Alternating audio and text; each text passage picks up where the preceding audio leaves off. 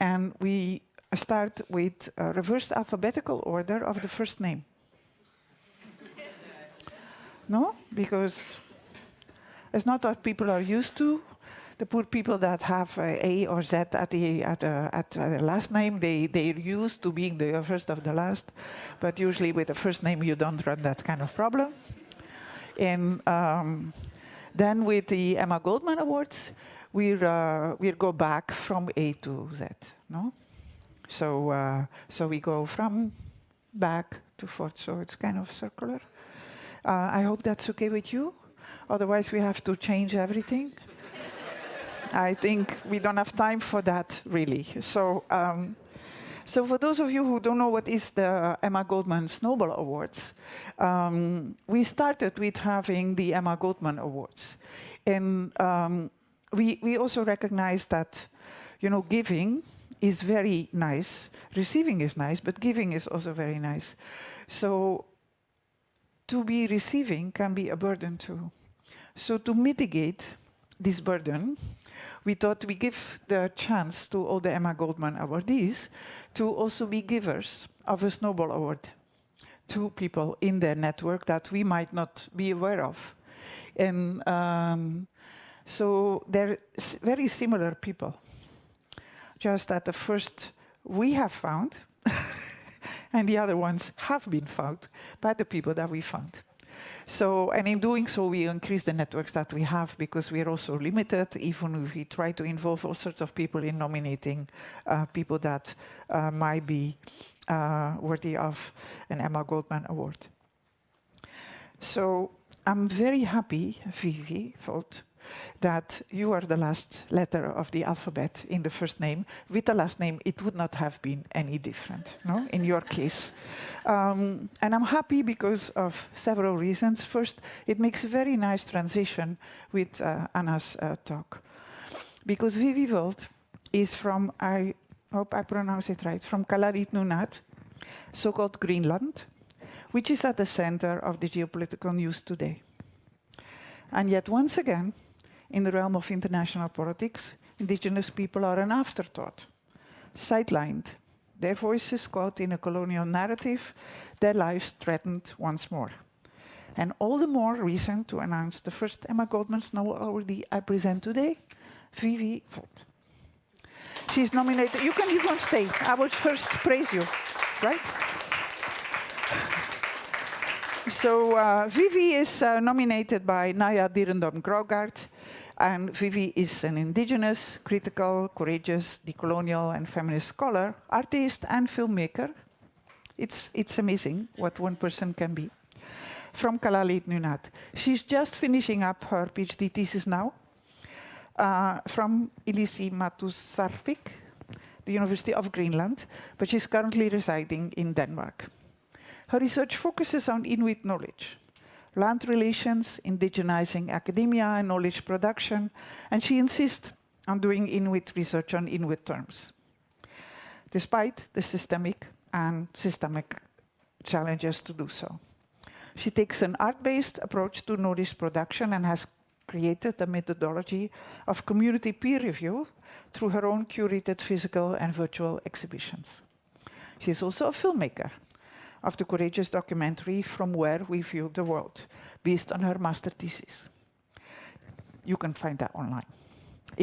She has her own website that shows the gap between Western scientists and indigenous knowledge holders. You can also see on the website that she's a terrific photographer, or listen to a podcast that she made. Vivi is a dedicated advocate for local communities involved in projects for Inuit people in Denmark, from addressing homelessness to enhancing safety with schools in Aarhus. She's inspired by the resilience of Inuit ancestors and the spirit of their community. So indigenous methodologies and practices cannot simply be put inside the Western way of doing things. I didn't think of this concept of interdependence, Anna, yet. This requires respect of generational wisdom and practices. Her work challenges the structures of Western science. And she works with Sami colleagues in the Horizon Europe project. that is based in Tromsø in Norway, advancing indigenous-led and land-based approaches across regions and disciplines. May I invite you and offer you an award?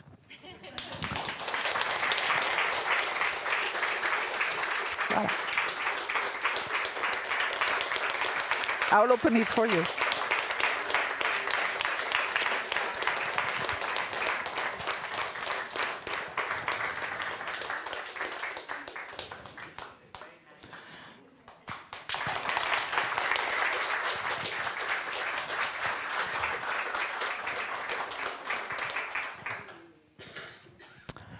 Thank you, Vivi, for accepting it. No? Next up, alphabetically, is Priscilla Sarkwa Akompra, nominated by Margaret Amaka Ohaye Novak. She's a courageous, emerging public intellectual. Her academic background is firmly grounded in feminist and inequality studies. Living in Utrecht, she's developed a transnational feminist perspective that thoughtfully and originally connects Europe and Africa. Her MA thesis on marriage, faith and harm, a feminist analysis of domestic violence in Ghana from the University of Łódź in Poland and Utrecht University, brings together a decolonial Ghanaian feminist standpoint with survivor-centered, trauma-informed research practices.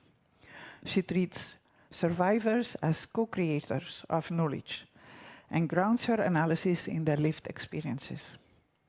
This work was already recognized with the Hélène Poat Thesis Prize last year, with the jury highlighting the originality of the work and her ability to translate complex theory into accessible, grounded, practical interventions. She was applauded by the jury in the way the thesis does not simply apply Western feminist interpretations to Ghanaian experiences, but puts a strong focus on African feminist theory that the jury was not aware of, worthy of our attention. So she's early in her career, but has an impressive track record in advocacy and collaboration. At the KIT Institute in Amsterdam, she worked on projects concerning sexual and reproductive health and rights in conflict and post-conflict context. And she held leadership and research roles in Ghana, addressing issues like domestic violence, child exploitation, and gender-based violence on campuses, which is nowhere just happening in Africa, no, it's happening everywhere. She's exploring ways to deepen her research into violence against women by exploring the connections between domestic violence and surrogacy, and the abuse and exploitation of women within surrogacy arrangements. So can I call on you and give you an award?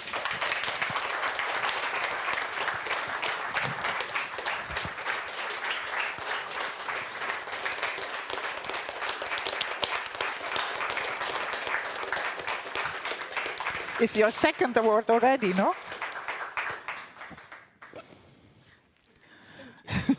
Congratulations. Thank you.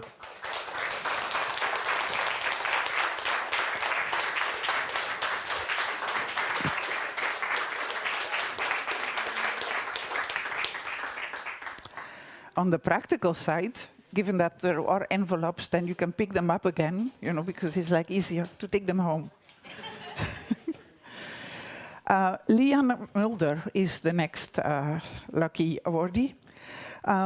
Liane Mulder is nominated by Munir Samuel, and she's a talented activist researcher, studied in Canada, the US, Barbados, and the Netherlands. She started with a BA in International Development Studies, cum laude, with a specialization on sociology of development, and a thesis on Foucault in Libya. You hadn't seen that coming? Me neither, no?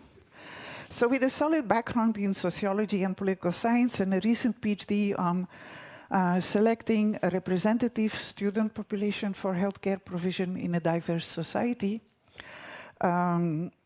this research also found their way to the Lancet Regional Health in Europe, as they show that admission procedures in health professions are biased against candidates with a migration background or with parents that are not wealthy or not working in healthcare.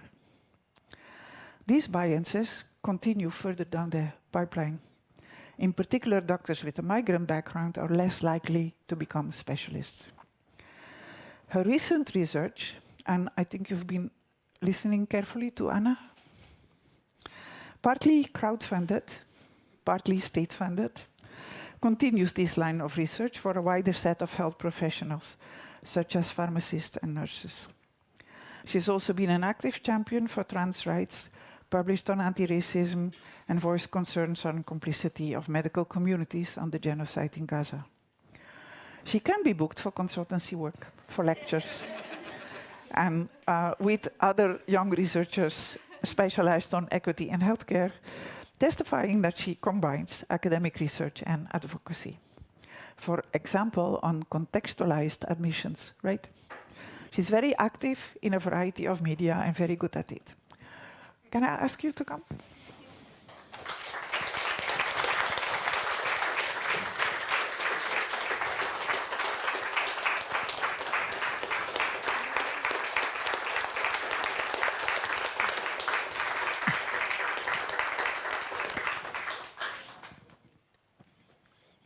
Congratulations.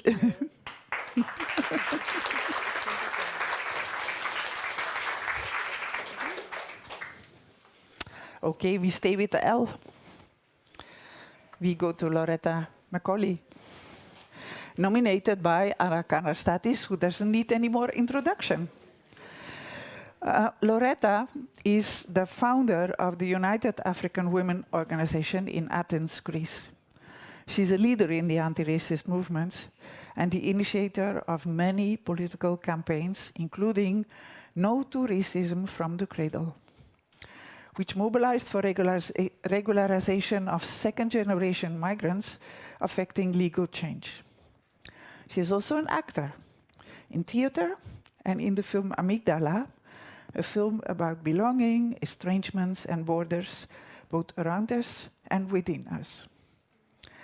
Over her 30 years living and working there, Loretta Macaulay politicized her own struggle for regularization in Greece, including being threatened with deportation. She's also an organizer of countless campaigns and cultural events, including the annual African Women's Festival, and a political candidate in local elections. She's contributed significantly and tirelessly to creating anti-racist feminist narratives, discourses, and communities.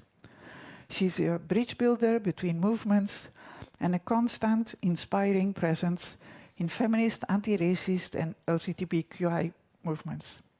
She's a mentor to young Afro-Greeks. I like that word. Feminists of all origins, and she supports other women that recently arrived in Athens from the African continent. So for these achievements, she was recently awarded a Diversity and Inclusion Award. Maybe the world is changing, no? Some good people get awards, not from us, but from other people too, no? That's how it should be. She contributed to scholarly research, generously given interviews and inspiring analysis that have advanced the highly marginalized area of critical race scholarship in Greece. Loretta, can I ask you to come pick up your award?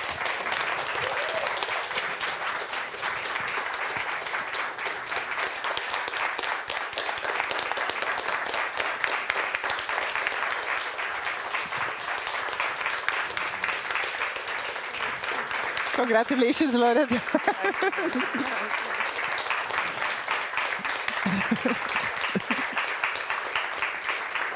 Yeah.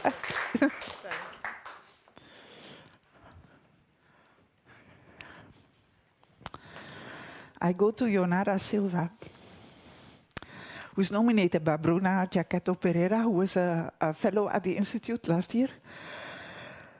And Yonara is nominated for her rigorous scholarship and outstanding commitment to feminist, anti-racist, and intersectional change in digital cultures, media, and cultural productions. She alternated her education between Brazil and Portugal. As a doctor in communication sciences at Lusofona University in Portugal, her research focuses on the intersections of death, mourning, and digital technologies. She's a columnist in the Bucholc newspaper since 2024, testifying for powerful public engagement. She's experienced as a consultant for companies, international organizations, third sector entities in Brazil and other Latin American countries, and has been a TED speaker. Through her participation in Afrolis and Instituto Alcantara in Portugal, she actively worked to reshaping media narratives centering Black and migrant women, LGBTQIA+ people, and people with disabilities. Her work challenges stereotypical representation.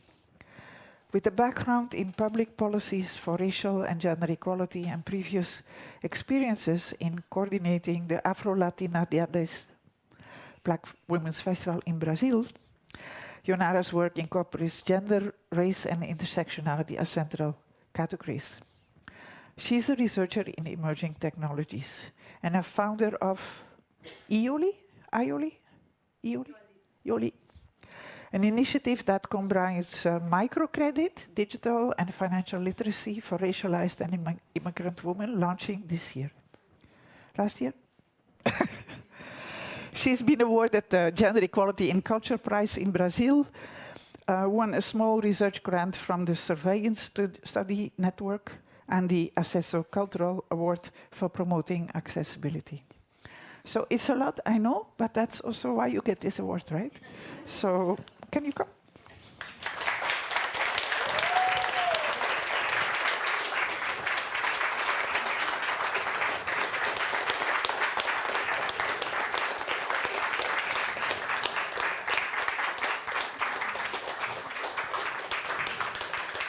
And thank you to Bruna for nominating you. Congratulations. Yeah.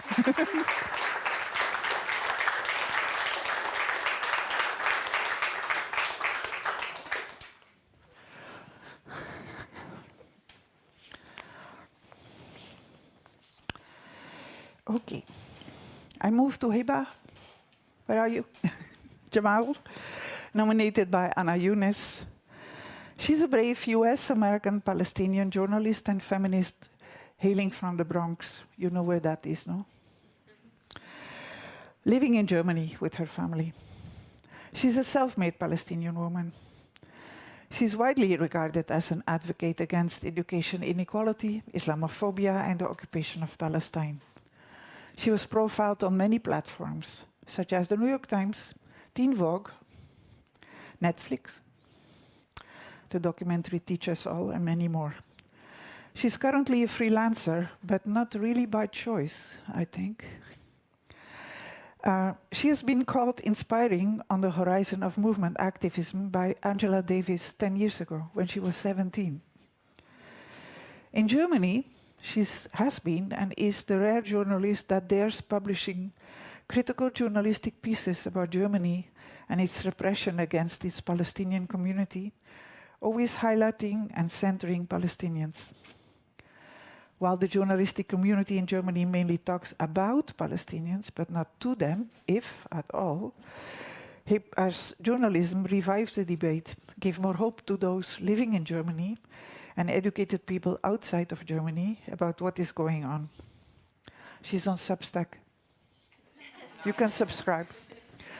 Her continuous activism and reporting happened against the background of increasing anti-Palestinian repression, racist exclusions, and long-standing attacks on visibly Muslim women in public, and a generally racist, classist, and sexist culture, not just in Germany.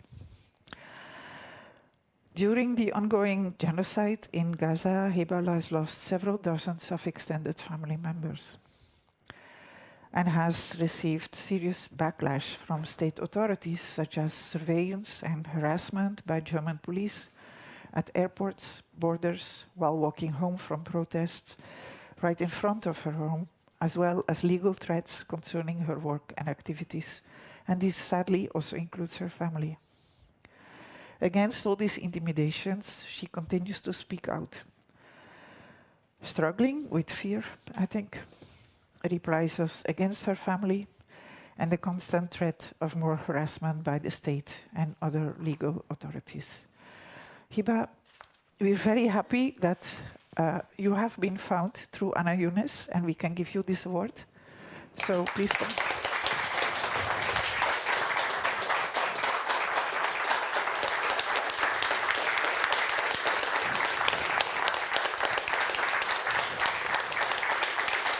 Yeah, it's...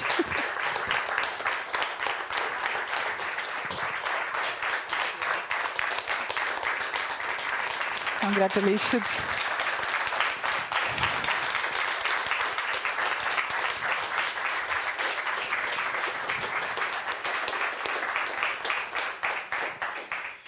Now the alphabet is played a bit of a strange joke, because next up is Josephine Jole Signorelli, better known as under her artist name of Fumetti Brutti, which means ugly comic. Nominated Bajara Khan. She's an Italian cartoonist, a writer and an activist, and one of the most important voices of the new Italian comics scene. Fumetti Brutti is seen as a symbol of something that is changing in contemporary, still conservative Italy. Educated in Catania and Bologna, she quickly became an internet celebrity after opening her art project on social networks and debuted in Feltrinelli Comics, inaugurated in 2018, winning the Micheluzzi Award for Best First Work at Napoli Comic-Con, the Secetto Award for Best Emerging Talent at the Treviso Comic Festival. There's a lot of comic festivals in Italy. That's because they value true good cartoonists. And the Grand Guignuzzi for Best Newcomer at Lucca Comics and Games. Her graphic novels, including Romanzo Explicito,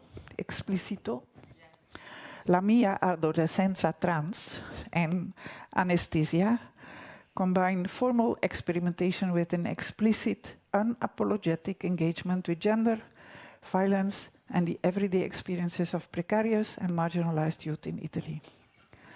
As a transgender feminist author, her public voice and work challenge transphobic narratives and insist on the full recognition of trans women within feminist and queer debates. Sadly, this is necessary. Her books and public interventions have made trans experiences visible in a cultural context that remains deeply hostile, opening space for new imaginaries, new languages, and new forms of solidarity. In this sense, her practice is profoundly political and has a clear public impact on how gender, bodies, and rights are discussed in Italy.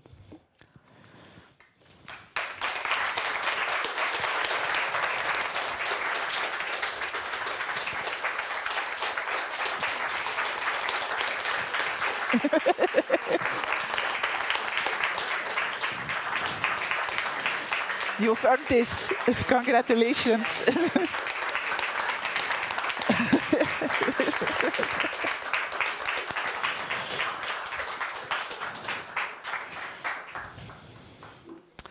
I come to the last Snowball awardee, but we will have to move to Zoom. Insha Malik is in Georgia and did not get a visum to come here. Hi, Insha. Hi. I will read the laudatio, and then we will get the award to you. I don't know how yet, but we will get it to you, okay? So, thank you so much. Were you able to hear the other awardees? Yes, I was, and it's especially very happy moment for me to see so many of us are striving, sometimes very alone.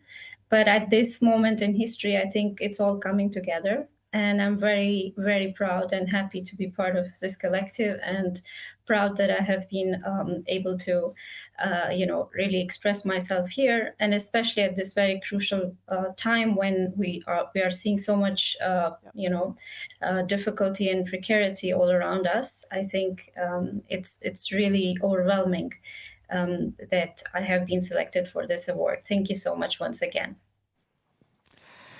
It's a pleasure. No? So Insha Malik is nominated by Ashan Azur, and she's a scholar from Kashmir living and working in Georgia. She's an associate professor at New Vision University in Tbilisi. She has been a fellow or invited visiting professor also at Yale and other US universities. She is nominated for her exceptional intellectual courage, scholarly excellence, and deep commitment to feminist justice under conditions of political repression and displacement.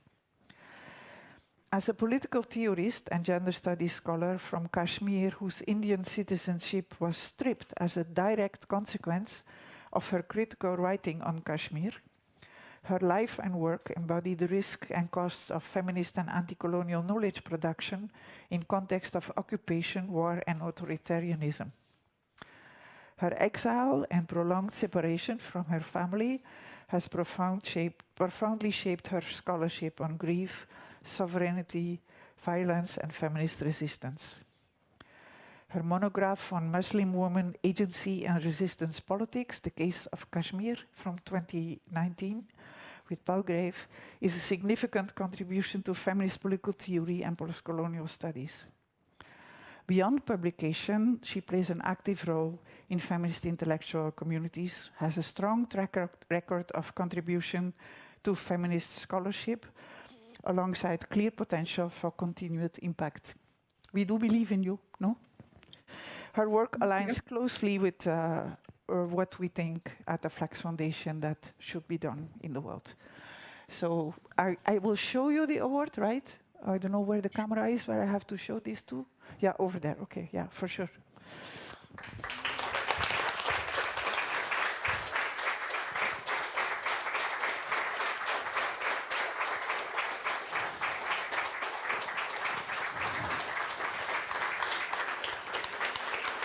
Oh, well, like this. I'm such a stupid person.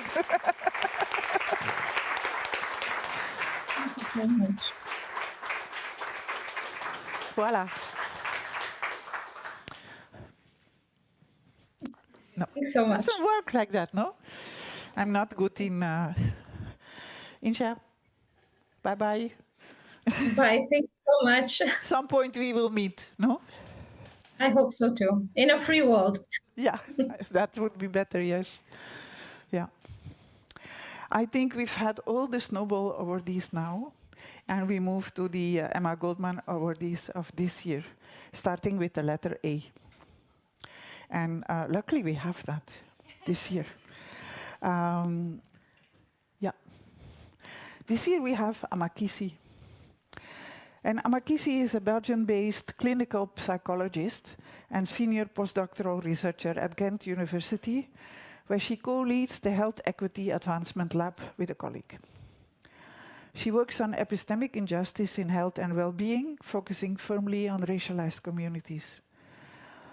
During her doctoral work, she investigated rule-governed behavior, particularly in the context of pain, using experimental paradigms in clinical and health psychology. She co-authored several peer-reviewed articles. This is in health sciences, this is always co-authored, no? This is always a list of people. On rule-governed behavior, pain, and racialized bias in pain perception, including work on racial differences in movement-related appraisals and observers' attentional processing in pediatric pain. She wants to understand, and partly succeeds, I think, already, what determines these racial disparities in pain care, studying how cognitive and attentional processes shape pain assessment and treatment in pediatric and clinical context. Her broader research agenda looks a bit above that, but pain is what you mostly focus on right now. But of course, she wants to develop empirically grounded insights to support more equitable and diversity-competent care. In addition to this academic research, she works clinically as a psychologist and as a well-being consultant, drawing on this expertise in pain, in learning psychology, and in diversity-sensitive care. And she's also very actively initiating and participating public events such as panel discussions on trauma, recognition and reconciliation, creating spaces to reflect on colonial legacies and their psychological consequences. And last year she published what is called in English, I think, a trade book, no? So aiming at the general public, called White Care, Black Suffering. If I translate the title, I hope it will be translated in English at some point, which made her visible to larger communities in the context that she lives in. So we're very happy that we can give you an award. And can I call you up?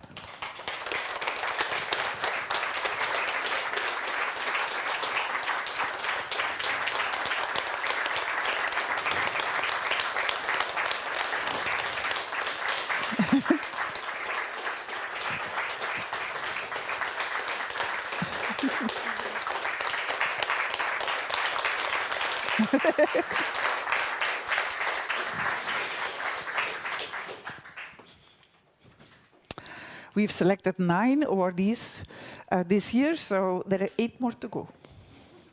But, you know, next up is, Birgit Popu. And she's from Estonia. She's an associate professor at the School of Governance, Law and Society and co-director of the CE Security Hub at Tallinn University, where she also defended her thesis 10 years ago. She's a PI of a Horizon Europe grant with Tampere and Copenhagen University, which establishes Tallinn University as a knowledge center on security. I don't have to explain why this is relevant if it's Estonia, no? You understand.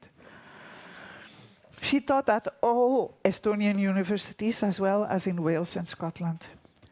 She's associate editor of the Journal of International Relations and Development. She co-founded a feminist peace working group in the Peace Cost Action that otherwise feels like a full room of white cis men talking about wars and militarization. In this, she has done the slow, steady, and often invisible work of bringing feminist thinking into spaces that were never designed for it, in a very male-dominated area. She works on nonviolence in international power, asking for a new turn. Exceptionally, but in line with this, she works in an ethos of collaboration, working with grassroots initiatives when she can, and activists to build more inclusive knowledge and societies. Birgit Popu is someone who pushes feminist IR and feminist peace studies forward through daily commitment, teaching students to ask different questions, building communities by organizing conferences that actually open space for new voices, shaping debates in a field that still leans heavily towards old hierarchies, combining intellectual seriousness with moral clarity. She speaks up for Ukraine and for Palestine in a consistent, thoughtful, and deeply human way. She strongly refuses the easy binaries that dominate public discussions and insists that we do better when we talk about war, peace, and security. So we are very happy that you have an award, and I will give it to you now.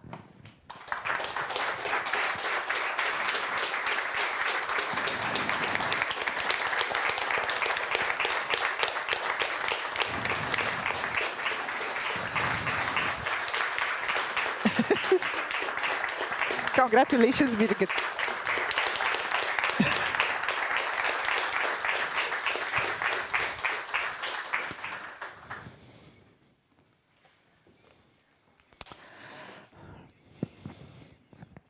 Daphne Budac, you knew it was you next, maybe? Because Daphne Budac is a historian and a fierce intersectional decolonial anti-racist feminist. Last year, she defended her PhD at EUI. That's top ranking, European University Institute in Florence, with a dissertation titled Cross-Cultural Intimacy, Imperial Migration and Race in British East Africa from 1895 till 1920s. She explored in this thesis how racial, sexual, and gender norms were conceived, interpreted, experienced, and most importantly, challenged in a colonial context. Her background what she did before is in public history and in film studies across universities in Switzerland, the UK, and France. She's an independent researcher, currently looking for university jobs. It's not for a lack of wonderful projects that she's currently working on, though. She's involved in many research initiatives. For one, she's co-writing with Frédéric Chauffia a film documentary about the traces of the Italian colonial past and the memory of post-colonial migration from Eritrea. She works also on an advocacy project on racial justice and the coloniality of gender-based violence against Black women in Belgium, the Democratic Republic of Congo, and Senegal. And she does research and consultancy for the House of European History in Brussels, which is no doubt sorely needed. All this builds on her previous leadership in initiatives as co-founding Black History Month at EOI, founding the EOI Decolonizing Initiative, and running a decolonializing project in the House of European Parliament by the European Parliament. In Europe, she was essential in bringing together Black archives across Germany, Netherlands, Italy, and the UK. Her track record on invited talks and lectures is substantial. So I don't know what Swedish job, but the award you have, right? So let's start there.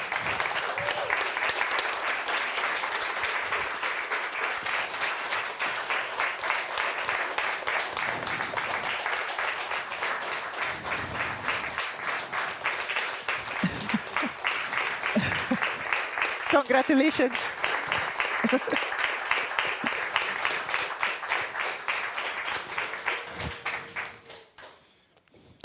So many different fields that people work on, no? And aren't they all fascinating? I think so, no? I think there is no Eurovision Song Contest on this, but we would have a lot of serious good candidates for that. But competition we don't like, no? So in that sense. I move to Elisabeth Lowe-Hunter. Where is she? Is she lost?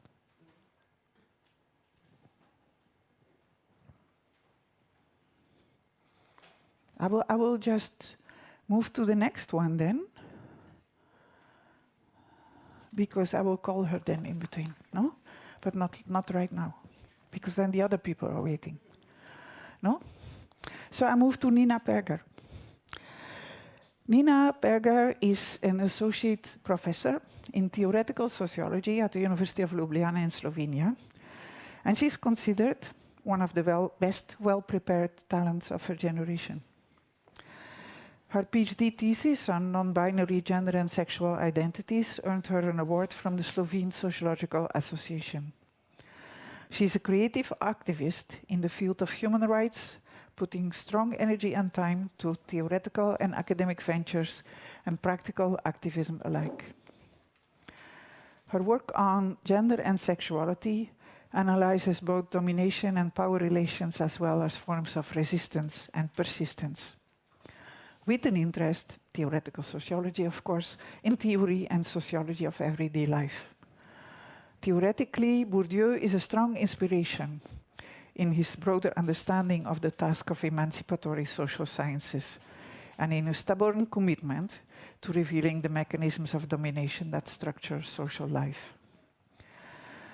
Recently, she's asking new questions that I hadn't been coming across before, asking, what do the recent assaults on critical scholarship in the social sciences reveal about shifting concepts of society, like the quasi-natural social laws, or the object of a liberal ordering, or as something to be dismantled under neoliberal liberal rationalities? And what does this imply for broader understanding of social sciences and for critical scholarship in increasingly anti-democratic and illiberal social-political discourses? So she has a very strong set of questions for the coming time, I think. She was also co-founder and coordinated for a while the creative project called Decontaminatia, decontamination, which is a project that is monitoring, tracking, and visually modifying hateful graffiti. The project emerged in response to the rise of anti-LGTB, anti-gender, and anti-feminist rhetoric during the marriage equality referendum campaigns in Slovenia, when hate speech became rampant in Slovenia. They produced counter-narratives grounded in human rights and democratic citizenship, and acts of resistance and forms of everyday political intervention. The project still runs and has consolidated its international dimension, also has been found in Slovenia, not just, but also in Germany and in Ireland. And that's good, because nobody needs this hateful graffiti. So for both her theory work and her activist work, can I offer you the award, Nina?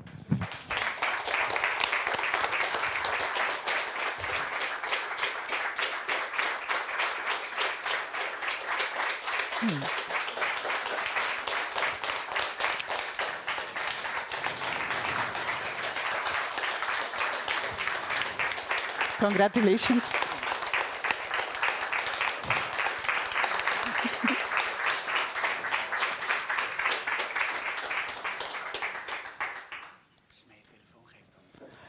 Yeah. He will call. Yeah. Yeah, it's open. Okay. Then, in the meantime, I will move to Raya. Raya Apostolova. She's assistant professor at the Institute of Philosophy and Sociology at the Bulgarian Academy of Sciences. And she focuses on migration, labor, and social reproduction in post-socialist Europe, with a PhD in sociology and social anthropology from CU, where she completed a dissertation that is now turned into a book on capitalism and migration. We didn't have enough on capitalism yet, no? Vocally. I know everyone works on it, but you know, that it's in the title, no? Capitalism and migration, freeing and hunting labor power across the European Union. For this summa cum laude dissertation, she did 6 years of field work.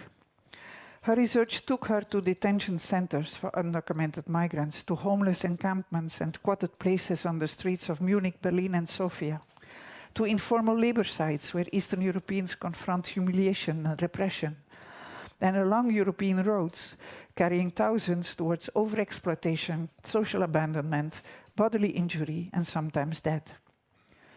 She conducted research in public service sites where access to welfare and housing is negotiated and often denied, and in countless solidarity spaces where people struggle to dismantle the violence embedded in all this. Her research engages especially with the distinctions between types of migrants, like economic and political migrants, the production of restless bodies, and the way socialist and post-socialist histories shape contemporary migration regimes in Europe. Her fieldwork was not only a scholarly endeavor. Her political engagement in grassroots migrant solidarity networks, organizing and advocating for migrants' economic and political rights, are integral to her epistemology. Witnessing firsthand the cruelty and violence inflicted upon bodies in motion, alongside academic work, Raya Apostolova has been active in critical public debates on Europe's refugee and migration policies. In her forthcoming book, Socialism and Migration, she asked whether migration might be reimagined as an anti-colonial strategy and as a practice of solidarity, one capable, maybe, of reckoning regions that are wounded by coerced exodus and dispossession.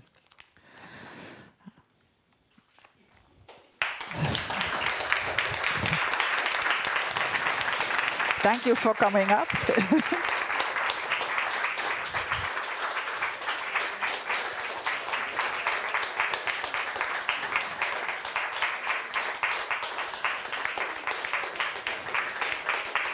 Congratulations, well deserved, no? Yeah.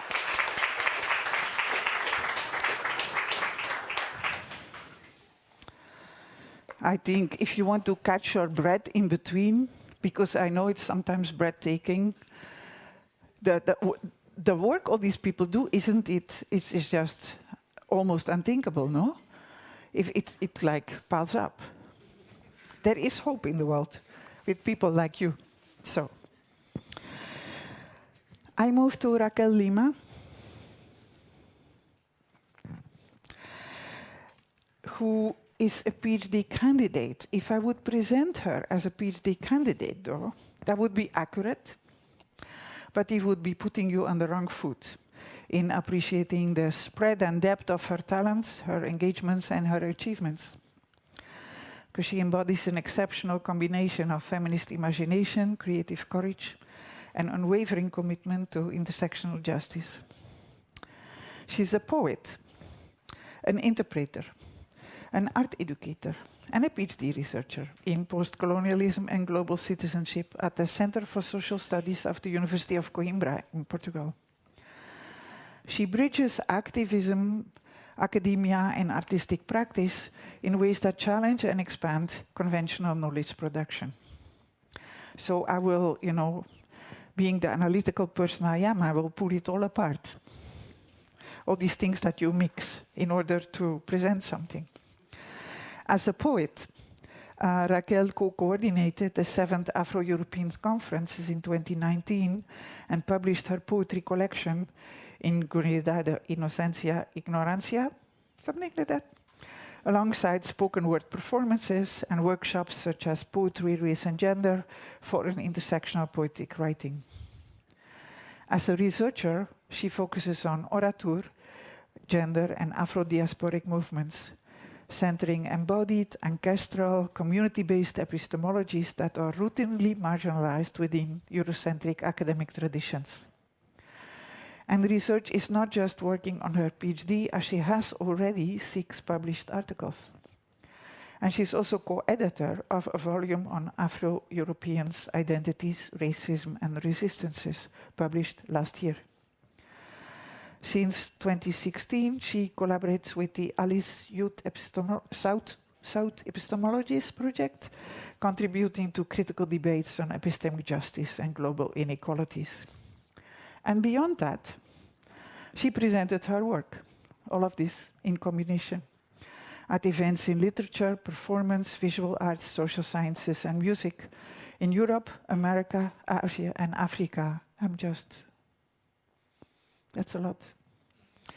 She's a founding member of IMUN, Instituto da Mulher Negra in Portugal, and served on the advisory board of the De-Othering Project. I don't know a lot of PhD candidates serving on advisory boards of serious research projects, underscoring her strong commitment to collective anti-racist and feminist practice.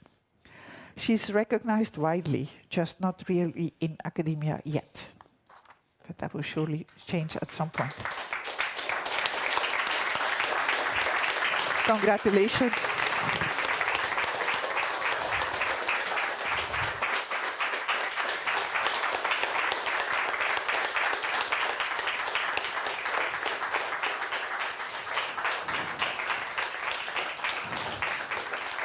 Congratulations, Raquel.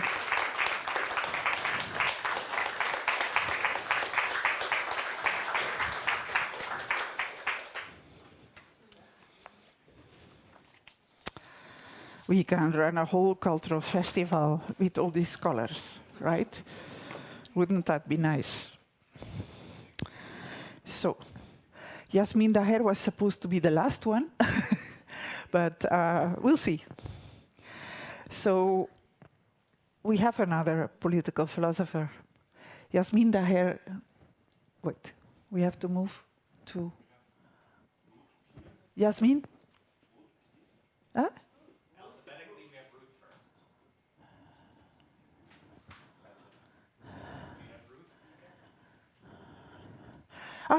Hey, where is Ruth? Yeah, I told people I'm always stumbling.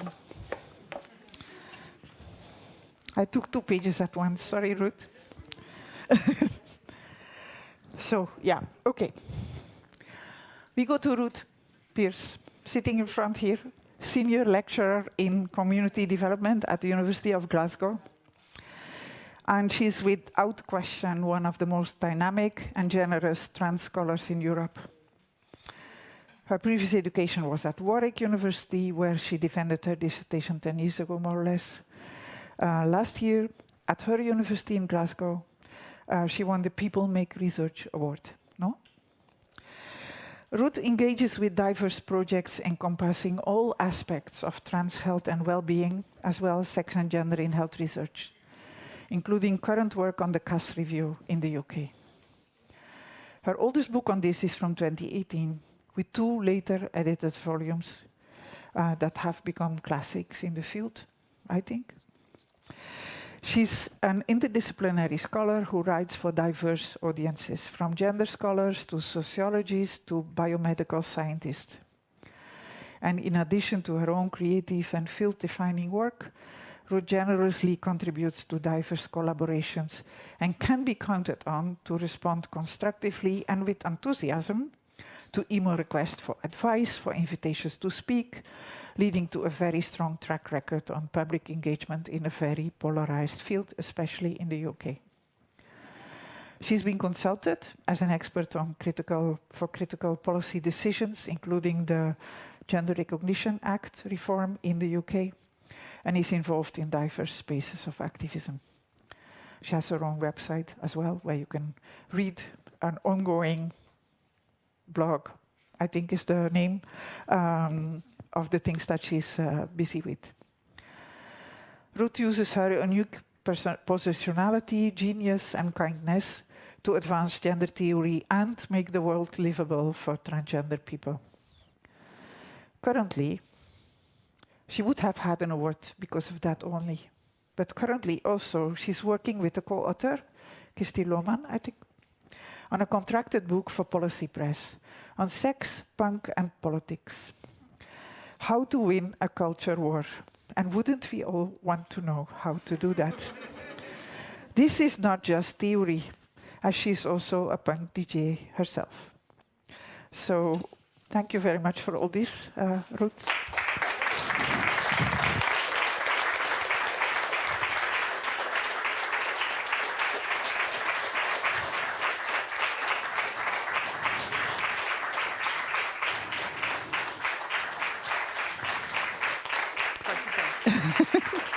Congratulations, I'm so happy for you.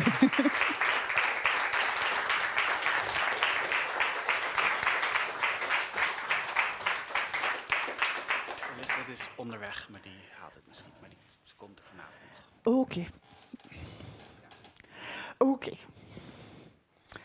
Sorry, we didn't get this news earlier. Elisabeth is on her way, Elisabeth Lowe-Hunter. And she's on her way, and she probably will not make it for the ceremony, but in that case, we will all applaud her at the walking dinner, won't we? No? And for just in case, and I hope Yasmin can wait a bit. Where did I now? I'm all mixed up for this.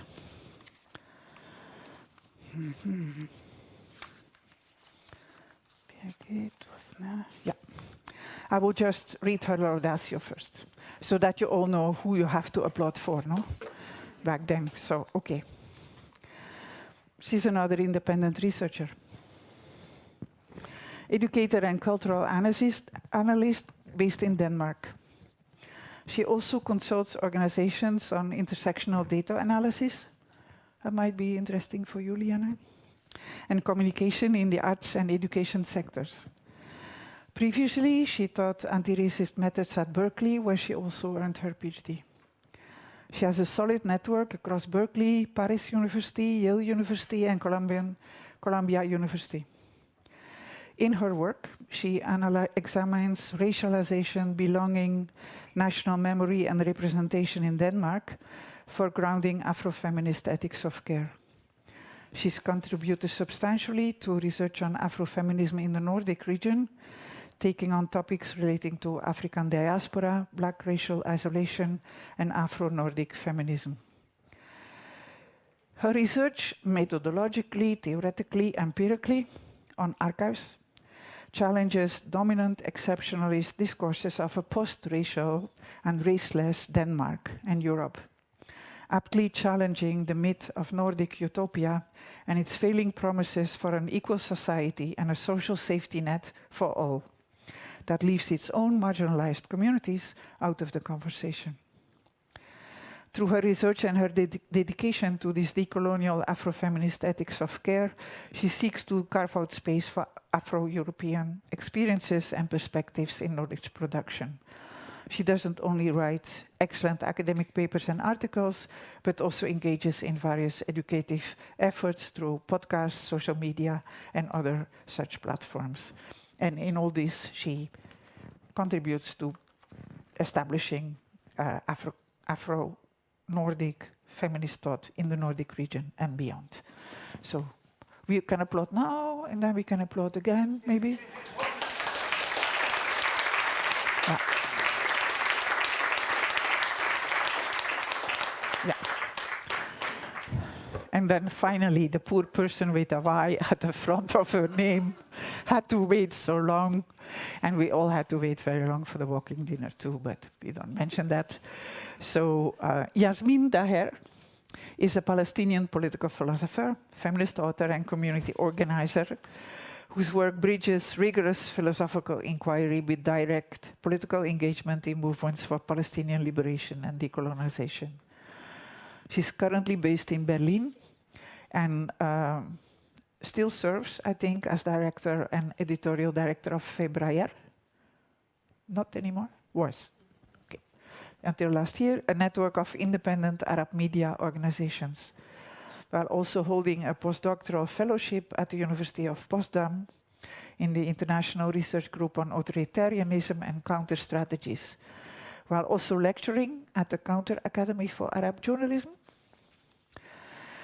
Her doctoral dissertation on the art of living together, on political engagement and the ethics of companionship, explores how direct political participation fundamentally reshapes not only public political spheres, but also ethical and interpersonal relationships. This resonates a bit with Adriana's talk as well, no? This work established her intellectual commitment to treating political activism and philosophical reflection as inseparable dimensions of a unified intellectual practice. Her current research project, Between the Jewish Baltic and the Black Atlantic, examines Jewish and Black women's narratives in the wake of violence, positioning her work within diaspora studies and Black feminist thought and transnational feminist genealogies. In Germany, she's become a prominent voice on Palestine, on authoritarianism, and on media justice since October 2023. She speaks regularly at major international forums, including the International Journalism Festival, the Disruption Network Lab, and the UC Berkeley Othering and Belonging Institute. In November 23, she delivered a speech at the Palestine Solidarity Rally at Alexanderplatz in Berlin before over 50,000 protesters. This speech, published by Verso Books, articulated the vision of co-liberation and solidarity rooted in shared resistance to authoritarianism and oppression. And if this is the last sentence I say in this award ceremony, I think it is a very good sentence for that.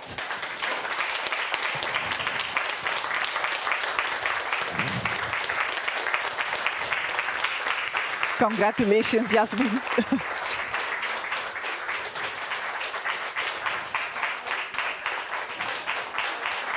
You had to wait so long, no? Okay.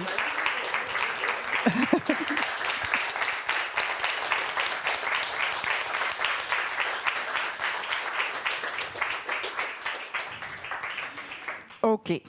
If and when Elisabeth Loewe-Hunter arrives down at a place where we will have our walking dinner in this building, I will make a terrible noise, and then you can, I will point at her, and then we can all applaud her, right? Because otherwise she misses, she's already missing listening to all this, so we have to do something for that. So, and thank you also for chasing her.